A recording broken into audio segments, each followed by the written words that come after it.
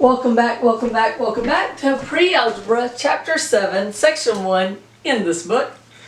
So what we're going to be talking about is percents and fractions. And the reason why I put a star here is this is classic pre-algebra. Some of the stuff that your book throws in is really more another class, but knowing how to convert between percents and fractions, 100% pre-algebra. Let me turn off my calculator so I don't run out the battery and lose my programs. Alright, so if you have this fraction, 85 over 100, and we want to turn it, we want to go from a fraction to a percent, then on your calculator you can do 85 divided by 100, and you'll get 0.85. Now we've gone from a fraction to a decimal, and now we can go from a decimal to a percent by moving the decimal place over 2 times. And how you can remember that is there's 2 zeros in the percent symbol, so it's 85%. Alright, so let's do another one. 29%, we want to turn this one the other way into a fraction. How you do it is you write the 29 in the numerator, write a 1, and then how many places this number has, and it has 2 places, the 2 place and the 9 place, we write zeros.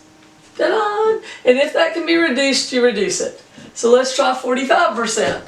45 on top, it's got 2 decimal places, 2 places, you write 100. Now that one can be reduced because 5 goes into both of those. 5 goes into 45 9 times, 5 goes into 100 20 times, so this is the answer that's in the back of your book. Now, remember your calculator, your TI-84 calculator will reduce this for you.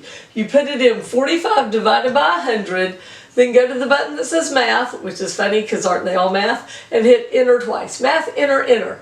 And what you're doing is when you hit math, the number 1 choice is this, and it is, I think it says, hold on, I think it says this. It is turn your answer into a fraction. So whatever your answer is, it'll turn it into a fraction and it'll be reduced for you. So that's under the math button, which I call the ironic button because aren't they all math? So go to the ironic button. Then I started singing that song. Isn't it ironic? Don't you think? That's from the 90s. This was a long time ago. Alright, so here's another one. We have 11/20ths and we want to turn that into a percent. So on our calculator we do 11 divided by 20.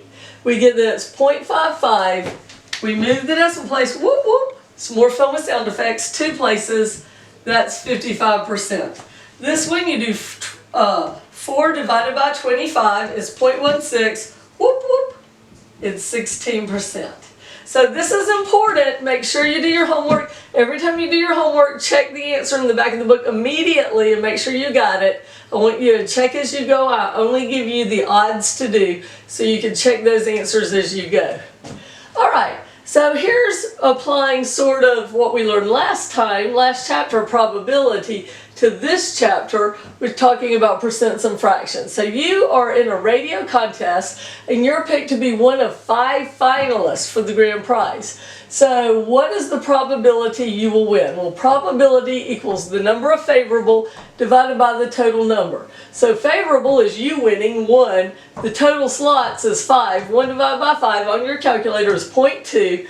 We need to move our decimal point over 2 places. Whoop whoop. Which means we have to augment a 0, and we get that it's 20%. Okay? Now, one time my husband won a radio contest. It was called the Berry Burst Cheerios.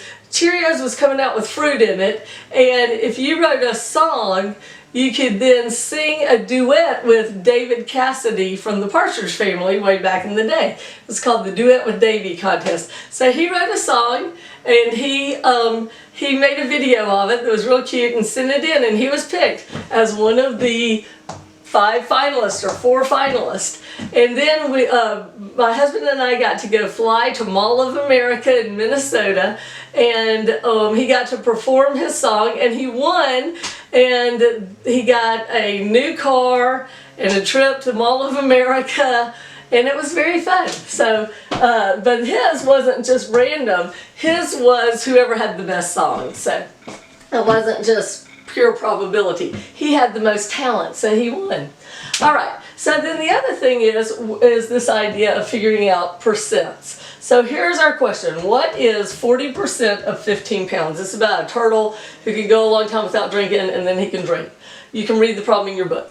This is the formula we're going to use for percent. And it's is divided by of equals percent over 100. We will cross multiply and solve for x. So 100 is always 100.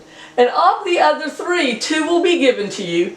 And the third one will have a question word associated with it, and that's your x. So what is, the question word goes with is, so is my x. What is 40%? Percent goes with 40, so the percent is 40. Of 15, of goes with 15, so 15 goes where the of is. This is also classic pre-algebra that you will do from now on all the way through your math, and it's really important you learn it. You will have this problem from now on. So what do? You cross multiply and solve for x. Draw your cross. X times 100 is 100x. 15 times 40 is 600.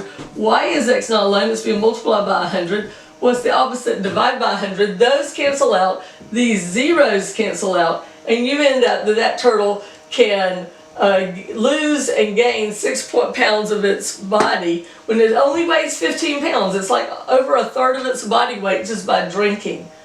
That's interesting, isn't it? All right, do your homework, have fun, come back, and we'll learn some more. Math is great.